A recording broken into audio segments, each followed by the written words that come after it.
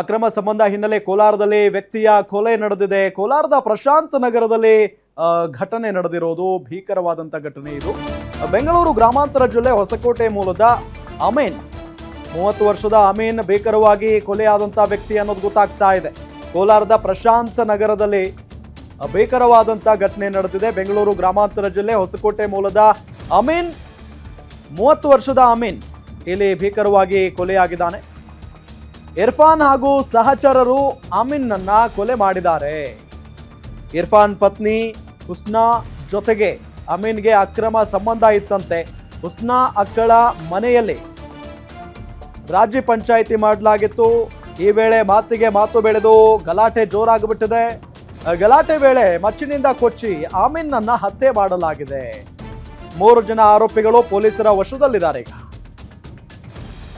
ಗಲ್ಪೇಟೆ police ಠಾಣಾ ವ್ಯಾಪ್ತಿಯಲ್ಲಿ ನಡೆದಿರುವಂತ ಪ್ರಕರಣ. ಸ್ಥಳಕ್ಕೆ ಕೋಲಾರ ಎಸ್ಪಿ ನಿಖಿಲ್ ಬಿ ಅವರು ಭೇಟಿ ಕೊಟ್ಟಿದ್ದಾರೆ, ಪರಿಶೀಲನೆಯನ್ನ ನಡೆಸ್ತಾ ಇದ್ದಾರೆ. ಅಕ್ರಮ ಸಂಬಂಧ ಹಿನ್ನೆಲೆ ಕೋಲಾರದಲ್ಲಿ ಒಬ್ಬ ವ್ಯಕ್ತಿಯನ್ನ ಬರ್ಬರವಾಗಿ ಕೊಲೆ ಮಾಡಲಾಗಿದೆ. ಪ್ರಶಾಂತ್ ನಗರದಲ್ಲಿ, ಕೋಲಾರದ ಪ್ರಶಾಂತ್ ನಗರದಲ್ಲಿ ಆಗಿರುವಂತ ಘಟನೆ ಇದು. ಬೆಂಗಳೂರು ಗ್ರಾಮಾಂತರ ಜಿಲ್ಲೆ ಹೊಸಕೋಟೆ ಮೂಲದ ಆಮೀನ್, 30 ವರ್ಷ ವಯಸ್ಸತ್ತೆ ಆತನಿಗೆ. 30 ವರ್ಷದ ವ್ಯಕ್ತಿ ಕೊಲೆಯಾಗಿ ಹೋಗಿರುವುದೀಗ. ಇರ್ಫಾನ್ ಹಾಗೂ ಸಹಚರರು ಆಮೀನ್ನನ್ನ ಕೊಲೆ ಮಾಡಿದ್ದಾರೆ. ಕಾರಣ ಅಕ್ರಮ ಸಂಬಂಧ. ಇರ್ಫಾನ್ ಪತ್ನಿ ಹುಸ್ನಾ ಜೊತೆಗೆ ಈ ಆಮೀನ್ ಅನ್ನೋನು ಅಕ್ರಮ ಸಂಬಂಧವನ್ನ ಇಟ್ಕೊಂಡಿದ್ದಂತೆ. ಹುಸ್ನಾ ಅವರ ಅಕ್ಕ ಅವರ ಮನೆಯಲ್ಲಿ ರಾಜ್ಯ ಸಂಧಾನ ಮಾತುಕತೆ ನಡೀತಾ ಇತ್ತಂತೆ. ಈ ಸಂದರ್ಭದಲ್ಲಿ ಮಾತಿಗೆ ಮಾತು ಬೆಳೆದು ಬಿಟ್ಟಿದೆ, ಗಲಾಟೆ ಆಗ್ಬಿಟ್ಟಿದೆ. ಗಲಾಟೆ ಸಂದರ್ಭದಲ್ಲಿ ಮಚ್ಚಿನಿಂದ ಆಮೀನ್ ಮೇಲೆ ಹಲ್ಲೆ ಮಾಡೋದಕ್ಕೆ ಶುರು ಮಾಡಿಬಿಟ್ಟಿದ್ದಾರೆ. ಆತನನ್ನ ಕೊಚ್ಚಿ ಕೊಲೆ ಮಾಡಿದ್ದಾರೆ ಅನ್ನೋದು ಗೊತ್ತಾಗ್ತಾ ಇದೆ. ಈಗಾಗಲೇ ಈ ಪ್ರಕರಣಕ್ಕೆ ಸಂಬಂಧಪಟ್ಟಂತೆ 3 ಆರೋಪಿಗಳನ್ನ ಪೊಲೀಸ್ನವರು ವಶಕ್ಕೆ ಪಡೆದುಕೊಂಡಿದ್ದಾರೆ.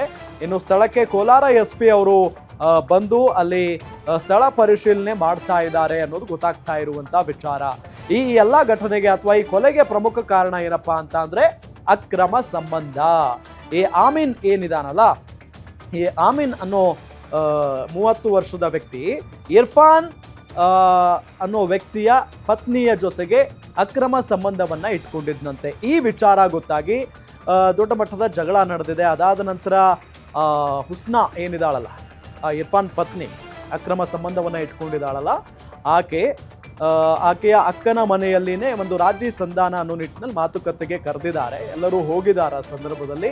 ಆಗ ಮಾತುಕತೆ ನಡೆಸುವಾಗ ದೊಡ್ಡ ಮಟ್ಟದ ಒಂದು ಗಲಾಟೆ ನಡೆದು ಹೋಗ್ಬಿಟ್ಟಿದೆ. ಮಾತಿಗೆ ಮಾತು ಬೆಳೆದು ಕೈ ಮಿಲಾಯಿಸ್ಕೊಂಡಿದ್ದಾರೆ.